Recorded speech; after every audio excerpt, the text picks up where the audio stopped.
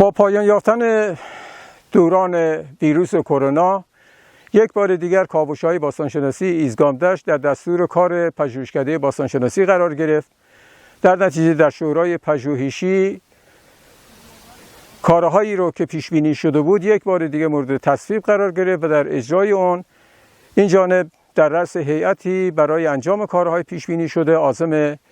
جنت رودبار رامسر شدیم. من در همینجا لازم می‌دانم حمایت‌هایی رو که آقای دکتر شمس‌الدین حسینی نماینده محترم مردم تنکابون و رامسر عباس آباد برای اجرای این پروژه داشتن ستودنی ایشان با هماهنگی‌هایی که با مقامات وزارتخانه داشتن تامین اعتبار این برنامه رو فراهم کردن و در اجرای اون فصل دوم کاوش این محوطه باستانی آغاز شد. در ادامه کارهای پژوهشی که ما در منطقه داشتیم با توجه به ترانشه‌هایی را که در سال 96 کاوش شده بود، ما با یک بازویی که حد فاصله بین کارهای گذشته بود در سال جاری شروع کردیم و تاکنون که الان در خدمت شما هستیم 4 ترانشه مورد کاوش قرار گرفت که به کشف آثاری از قبور کلانسنگی و نوع چارچینه سنگی و نوع دلمن منتهی شد که در حال حاضر ما با 16 گور کاوش کردیم و باهاش آشنایی پیدا کردیم. ولی نمونه شاخصی رو که ما در اینجا داریم گوری هستش که الان ما در خدمت شما هستیم و مصاحبه فعلی رو داریم انجام میدیم. گوری است بسیار عظیم که با دیوارهای سنگچین خشکچین بالا اومده، روی گور با سنگ‌های عظیمی پوشش داده شده و پیرامون این گور با سنگ‌های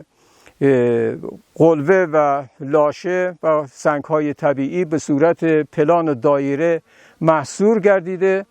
که خود نشان از وجود یک گور غیر عادی با توجه به اون چیزی که ما کاوش کرده بودیم در اینجا شاهدش هستیم. این نوع گور قبلا نیز شناخته شده در کارهای پژوهشی ما در تالش و یا کارهایی را که دومرگان در تالش ایران و حوزه لنکران کرده بود شناسایی شده ولی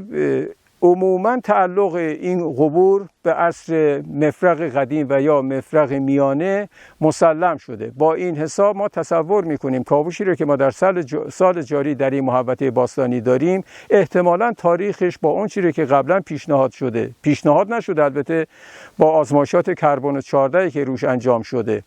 و سالیابی مطلقی که انجام شده و از طریق مؤسسه اوکسکال وابسته به دانشگاه آکسفورد انجام شده و تاریخ کالیبره شده ای رو بین 1610 تا 1730 را برای ما اعلان کرده بودند، به احتمال خیلی زیاد دوره‌ای را که ما الان داریم کار میکنیم و این قبوری که به دست آمده تاریخ این منطقه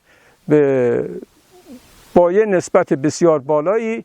بیشتر از این زمانی که قبلا اعلان شده خواهد بود که ما کارهای پژوهشی رو داریم در حال حاضر انجام میدیم. کارشناسای مختلفی که با من هستن، کارشناسای علوم میان رشته‌ای مانند انسانشناس زیستی، انسانشناس جسمانی، کارشناس استقرارهای دوران پارینی سنگی که همکاری دارن،